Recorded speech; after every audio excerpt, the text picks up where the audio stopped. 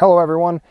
For this video and some of these other ones I'm shooting today, I decided to come way up here almost, well, pretty much at tree line here in the Collegiate Peaks here in Colorado. So I think we're up at about probably 11, maybe 12,000 feet right now. So I thought that'd be cool. Here's some shots of the drive up. Just thought you guys might find that interesting. So in this video, I'm going to be talking about 4 ways to process traumatic memories. And just as a warning, this is probably going to be a triggering video because what you're going to be doing is you're going to be thinking about how you would do these things in relation to your traumas.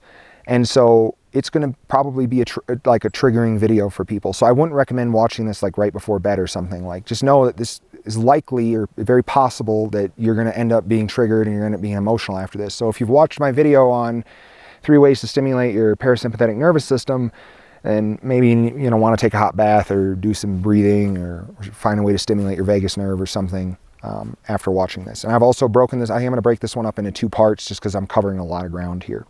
So the first thing I want to talk about is like, well, what is a monument of misery? A monument of misery is a term I made up to refer to the underlying event or memory that is causing intrusive thoughts, nightmares, or flashbacks.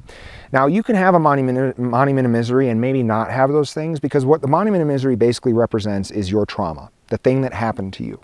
And monuments of misery can exist at different levels of layers of abstraction, or there can be different layers of abstraction for that one monument of misery, however you want to think about it. For example, you might have a monument of misery where it's not just, it's like the specific thing that happened to you. So maybe like that one time that one thing happened, but then you have another monument of misery or another layer of abstraction for that monument of misery that's like, well, why is war so bad? Or how could my mom do that to me? Or how could people be like that? Or whatever it was, right? And what we're trying to do is we're trying to convert them into what I call wells of wisdom. And the reason we're converting them is because we can't make them go away. If this is to the degree that this is something that's impacted you and you're needing to watch a video about how to like process it, like it's part of your history. It's affected you. It's a big deal. And it's always going to be part of your history. And one of the things that we're going to do is we're going to kind of process it and put it in our past, but we basically need to take it, and we need to take it from something that's really shitty and causes a lot of misery. That's why it's called a monument of misery, because it's a monument not just to your own misery and your own suffering, but that of the world and other people, right? So it's like a monument, right? And it's not that we're there to like worship it, but we're there to like study it, observe it, and learn about it. And through that process, we convert it into a well of wisdom. And I call it a well of wisdom because through this process, you're going to gain a lot of wisdom. You're going to gain a lot of understanding.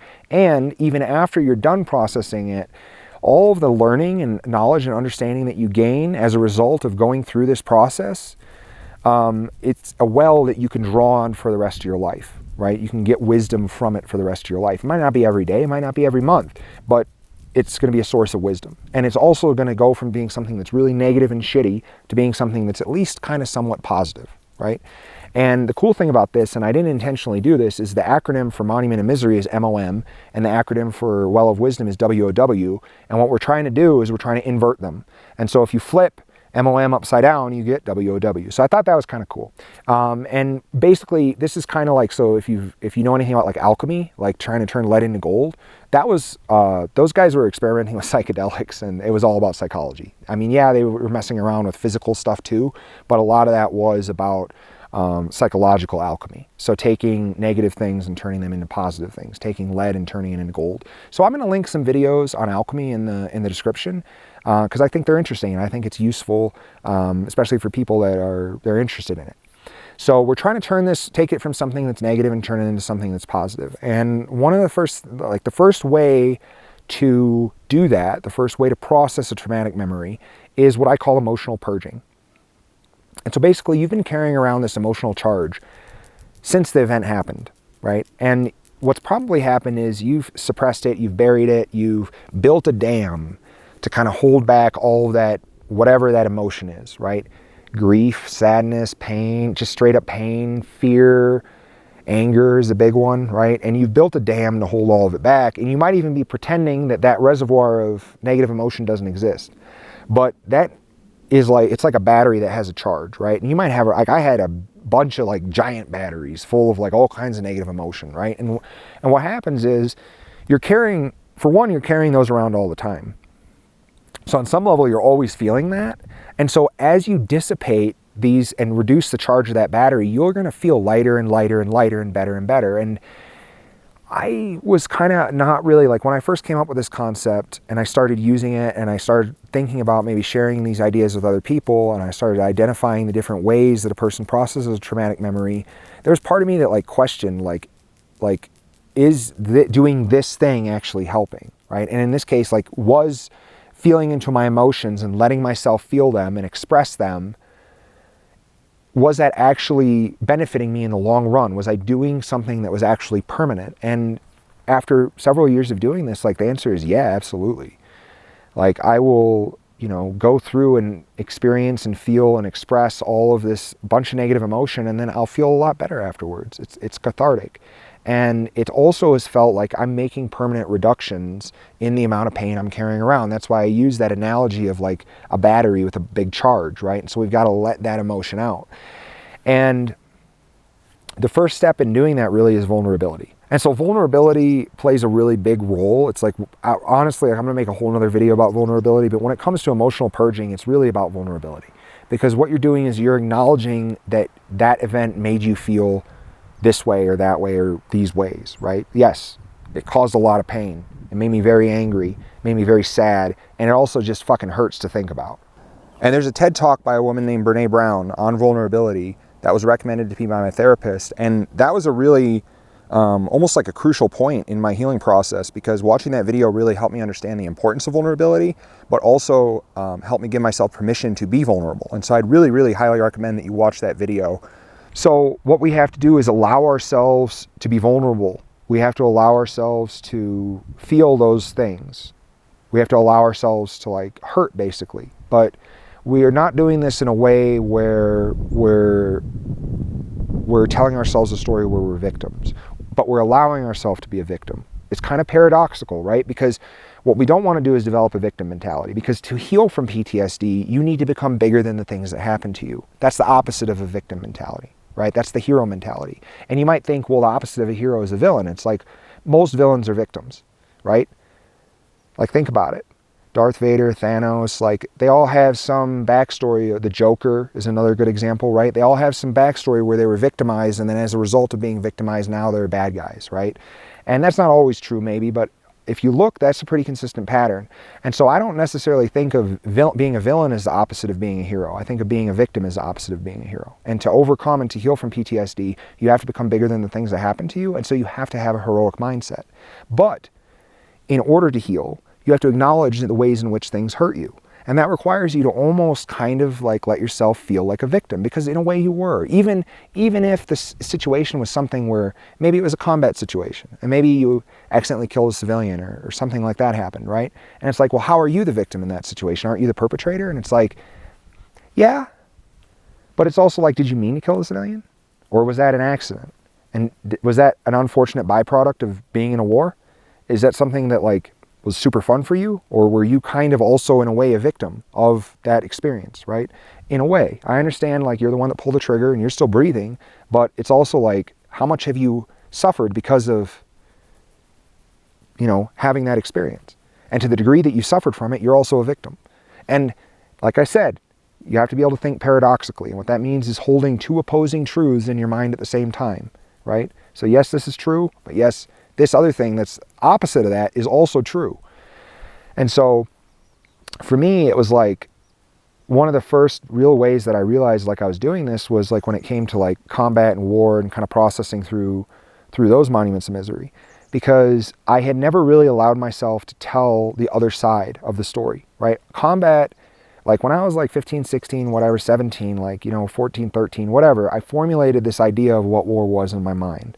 And if you imagine like a 16-year-old watching Black Hawk Down, like thinking how cool it is and how they want to do that, and not really thinking about like, you know, like, yeah, you see the dead people and you see like, you know, the caskets at the end of the movie and everything, but you're not really that focused on like, you know, the fact that some of them were fathers and now their kids are growing up without a dad. You're not really thinking about like how that affected all the people involved and like how awful it really is and all that. You're just thinking how it's cool and badass and awesome and explosions are cool and freaking helicopters and like everything, right? It's awesome.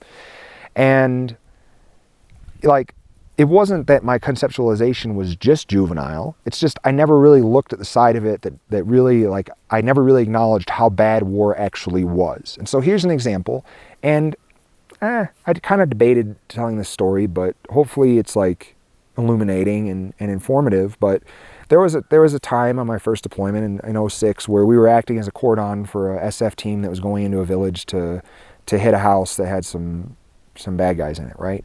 And so we had established a cordon and like a perimeter around the village, and they went in and shot some guys up, and the dude squirted up the hill, and the snipers took him out. And then, like, we're pushing into the village, and there's this woman screaming the same thing over and over again from somewhere in the village. And my platoon leader asked the interpreter what this woman was saying, and he listens for a minute, and he says she's asking God why he loves the Americans so much. And as a 20-year-old infantryman, like, fighting the Taliban in Afghanistan, like, that was pretty funny to me, that we had kicked their ass so hard that this woman was, like, crying out, like, to God, asking, like, why he loved us so much, right? And it was kind of like a funny thing that we would, like, not a joke, but it's something that we would kind of, like, laugh about for years afterwards. And it never occurred to me, like, literally never occurred to me until I was doing this work, that woman was probably holding her dead husband or her dead son or her father or someone that she loved, and that was probably one of the worst nights of her life. And there she was crying out to God, asking why, and there I was laughing at her, like, straight up laughing at her. And it's that paradoxical thinking, paradoxical nature of, like, experience and reality, right? Like, in order to operate and function in combat, I had to be this kind of heartless killer. Like, it's not, I always try to avoid, we all did it to the degree that I'm aware of, try to avoid civilian casualties, went out of our way to do the right thing, to fight honorably. But it's like, war is hell, you know, like, all kinds of stupid shit happens. Like, we had this vehicle that looked like it was like it was almost like an armored personnel carrier, but it had wheels. I can't remember what it was called. It wasn't a Bradley, but it kind of looked like a SWAT vehicle. But one day, a couple of the squads from our platoon were out on patrol, driving on a hardball, like a paved road on a highway going like 50 miles an hour, 40 miles an hour, or whatever. And they were coming around a turn, and there was a cliff on their right side, and this car just swung out right in front of them. And they just, like, imagine like an armored vehicle going 50 miles an hour running into a Toyota Corolla, like, wagon with like 8 people in it. Like, you know what I mean? I wasn't there for it, but it's like a bunch, like, half the people in the car died. Like, we had to medevac the other ones. Like, it was horrible. That is just a car accident. Those happen in the United States, but it's still like a horrible thing. Another time, a mortar round, it fell short because it was a bad round, and it just happened to land in the courtyard of a school, and it killed a bunch of little kids. Like, all kinds of awful shit happens in combat. That's one of the reasons that war is hell, right? And so it's like looking at the other side of the story, right? And so there was this period kind of somewhat early on in my journey, but I was allowing myself to kind of acknowledge the other side of, like, the story, allowing myself to acknowledge, like, how ugly war was, how shitty it really was, how bad it really was. And I watched the documentary Restrepo, which is about the unit that replaced ours. And my platoon was actually, we were in the Korangal when the outpost was first stood up, and we spent like 3-4 months there, as like patrolling our asses off all over that valley before we went back and were reattached to our company.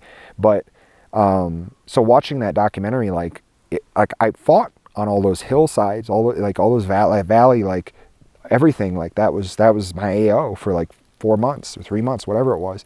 And so it was really, like, personal to watch that. And, like, I cried for like half of it. And I cried because, you know, I thought about, like, the other side of the story. Like, how has this affected everyone since then? The guys that didn't make it back, the guys that made it back, but like my buddy who made it through 2 hellacious deployments and then killed himself and left behind, you know, his 1-year-old son and a widow. And it's like, you think about all these things, you know, and it's like, yeah, like, maybe you win that firefight and you're badasses and you call in a freaking gun run from an A-10. Those are badass, right? Or some bombs or whatever, or a big, like, artillery or barrage. And it's like badass, you know? But it's like, then everything that comes after that, right? Like, when you're done fighting, And then it's all like what's left over, like the dead civilians, the dead friends, like the kids that are growing up without fathers or mothers, the guys that, like, you know, like I was, that were there with their kids but like couldn't actually be present and couldn't actually enjoy their kids and couldn't actually participate in their family the way that they want to because of all the issues they were carrying around. And so I just kind of like let myself feel. And then not to mention, like, how awful is it to go and put all this effort in trying to kill other human beings, and then to celebrate killing those other human beings, and then to realize that that's the game that you're playing, like, and you almost kind of have to have that kind of ruthless mentality of like, the enemy are my enemy and I'm going to kill them every way I can, and I'm not only not going to feel bad about it, I'm going to celebrate it, because that's what my job is right now. That's the game that I'm playing. And that's what makes war so shitty, is it robs you of your humanity, right? So what I had to do was I had to like reclaim my humanity. And what that means is allowing myself to feel all the ways and acknowledge all the ways that combat and war is ugly and awful and shitty and terrible and bad, basically. And it was after this period of really just letting myself cry a lot, acknowledge all these repressed emotions, and just really let myself tell the other side of the story, that my nightmares about combat finally went away. Because you can have an experience, an emotional experience, but then you just bury it and you don't process it and you just carry it around for the rest of your life, right? So I had all this emotion that I was carrying around that I had experienced in Afghanistan but had just locked away. Because when you're in those environments, like you have all kinds of, I mean, they're wild experiences. And so it's like it takes time to sort them out, to look at the different perspectives, to let yourself feel into it, to let yourself express those emotions of just crying your ass off and just letting yourself acknowledge, like, that was a really shitty experience. Like, that was really fucking awful. Like, that was really ugly. Like, wow, like that really hurt my soul, you know, and like letting yourself really feel that. And by reclaiming your humanity like that, like, you will dissipate the emotional charge, and you'll allow yourself to feel those emotions and express those emotions and get rid of those emotions you've been carrying around. And the same applies with other types of trauma. Like, we have a tendency, especially men, I think, to deny the effect and the impact that things have on us. And so we play the tough guy, like, oh yeah, that happened, but whatever, I don't care. Like, you know, PTSD is for pussies, right? And it's like, well, like, not healing your PTSD is for pussies, actually. That's how I think of it now. Like, because it takes a lot of courage to do this work, right? And you become a much more developed, much more courageous, much stronger, more well put together person through doing this work, right? That's why they're called wells of wisdom. You gain a lot of wisdom through doing this, but you also grow a lot. And so just allowing ourselves to feel into the emotions, to express the emotions. So how do we do that in a way that doesn't generate more of a charge? It's like, it's the story that you're telling yourself while you're experiencing and expressing the emotions, kind of. And what I mean by that is, it's like, how are you talking to yourself? Most people just have their thoughts running and they're not really consciously choosing how they're thinking and what kind of thoughts they're having. And that's one of the skills that you're going to have to learn. It's part of this process of psychological growth and transformation. And it's a really important one for healing moral injury.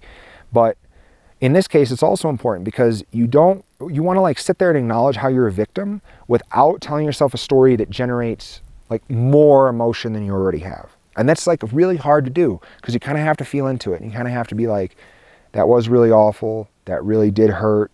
That really did make me feel like this. I can't believe it was so bad. I can't believe it was so bad. I can't believe that happened. I can't believe that happened. However, you're talking to yourself, right? And you're feeling all these emotions and you're letting yourself feel these emotions. But then what you don't want to do is kind of come over the top and fall apart and like have a total breakdown and like be telling yourself like how bad it is and how it, you know, your life is over and you're never going to be healed, and you're telling yourself this really catastrophic story, and you're just working yourself up way more than you need to, right? And so it's this really difficult thing, because it's like you're doing all the same things when you're getting it wrong and when you're getting it right. And so I would just kind of feel your way through that intuitively. And you might not feel better after crying your ass off and after emotionally purging. You might feel wore out, tired, expended, spent, however you want to think of it. But the next day you should feel better, I would say. That's probably a good way of thinking about it. Like, if you have like a really good session where you're like purging emotions, and listen, like, you're going to cry a lot.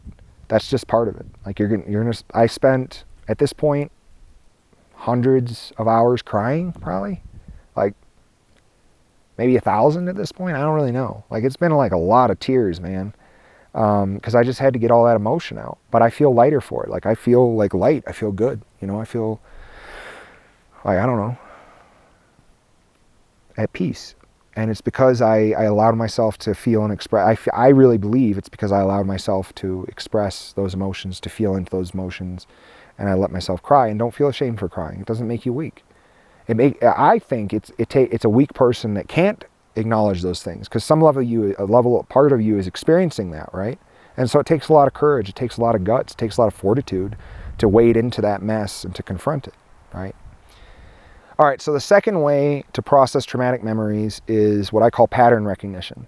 And there's a chapter in the book Beyond Order, written by Jordan Peterson, that talks about, I think the title of the chapter is Never Fall into the Same Pit Twice. I think that's what it is. But basically the idea of the chapter talks about kind of two things. The first thing it talks about is how you have to make sense of why things happened in order to let it go. And there's a paper that was co-authored by Dr. Peterson that's titled, "You Can Neither Remember Nor Forget What You Do Not Understand."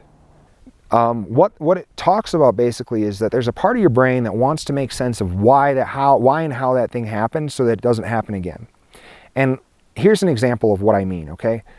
Let's say that you walk into a parking garage at 3 o'clock in the morning, and there's only a few other cars parked on that level, and you're walking up to your car and you notice that parked right next to your car, there's plenty of other parking spaces, but parked right next to your car is a white panel van, like a cargo van. And the door has been positioned on your driver's side. And as you're walking up to the van, it rocks slightly. So what patterns have we just identified? It's odd that that van would choose to park there of all the places it could have parked. It's odd that it specifically is parked so that the door is on your driver's side. And the fact that it just moved means that someone is inside of that van. Why is there someone in a white cargo van at 3 o'clock in the morning? Why did they park right next to your car? They're probably trying to kidnap you, right? And so because you identified those patterns, that person hopefully would be like, oh shit. And they would go and get a security guard or a cop or call the police or do whatever they needed to do in order to not get kidnapped, right? Because all those, like, if you found yourself in that situation, wouldn't it be reasonable to like think that that is a very real risk? And it's because your mind was able to avoid you getting kidnapped in that instance because you recognize those patterns, right? And you don't have to have had that happen to you for someone to be able to look at those patterns and recognize that something's off and that they might be in a dangerous situation. But the reason that they were able to identify that was because they had learned those patterns at some point, right? So on some level, like someone's in the van. Why would someone be in the van at 3 o'clock in the morning? That's weird. Why would they park there, right? Maybe they've seen television shows. They've heard stories about people, serial killers using vans to kidnap people, right? And so because they learned those patterns, they're able to detect the threat and avoid it. And it's that part of your brain that wants to make sense of what happened to you. So that way in the future, it can detect the threat before it happens and you can avoid it. And so in order to get your brain to let it go, you have to make sense of why and how that thing happened. Now, I know that's kind of weird for like combat veterans because you're like, well, what am I supposed to avoid recruiting stations, I guess? And it's like, this is where, see, it's different for different traumas, right?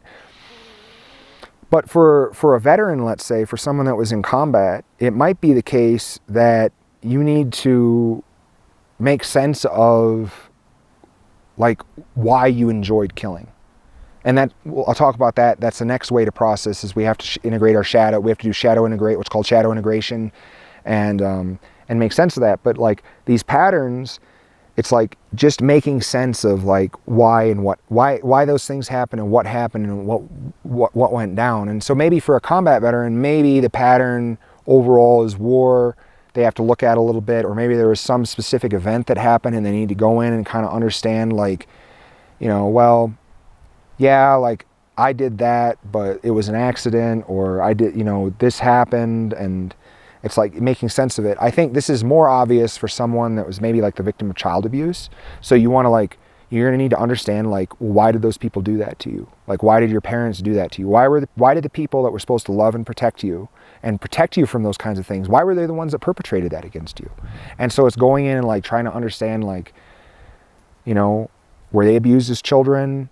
Were they struggling with mental health issues? Were they carrying around a lot of like rage and resentment? That's like the anger and the resentment, like that leads people to want to hurt other people. Like if you go and read like the diaries of like the Columbine shooters, that's just rage and resentment all the way through. And that causes them to want to destroy things and to want to hurt things.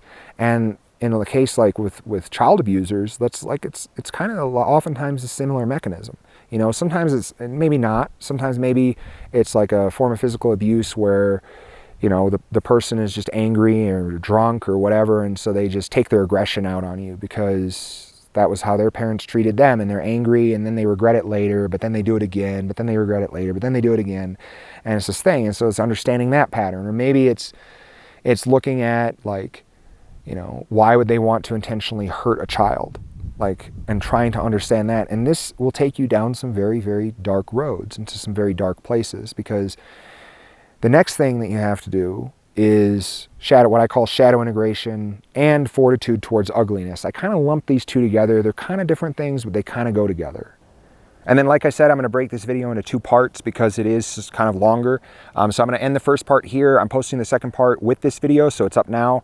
If you are enjoying these videos and finding them useful, like, subscribe, share these videos with your friends, post them on a Facebook group, anything like that to help me grow the channel. I'd greatly appreciate it. Thanks for watching.